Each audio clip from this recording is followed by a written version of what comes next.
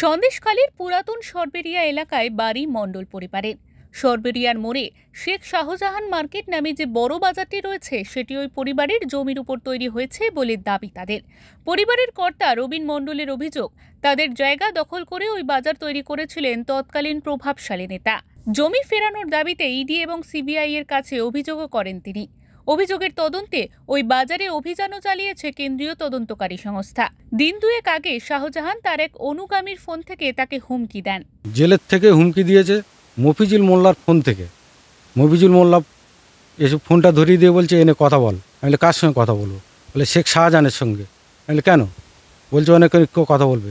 তখন শেখ শাহজাহান বলতো, আমি শেখ শাহজাহান বলছি যে তোদের ব্যবস্থা করে দেবো, তোরা খুব বাড়বাড়ন্ত, তোদের খুব বিশাল বেড়েছিস, আমার নামে অনেক কিছু করেছিস, মার্কেটেও তো তোরা উল্টোপাল্টা করছিস। এই নিয়ে আমাদেরকে প্রচণ্ড হুমকি দেয়। আমার অনেক লোকজন আছে, আমার মতো অনেক শাহজাহান আছে, শাহজাহান দাপিয়ে বেড়াচ্ছে, তোদের ব্যবস্থা করে দেবে, বাড়ি ঘরদর সব লুটপাট করে দেবো, বাড়িতে বম ফেলবো, তোদের এখান থেকে পালিয়ে বেড়াতে হবে, এইরকমভাবে হুমকি দিচ্ছে।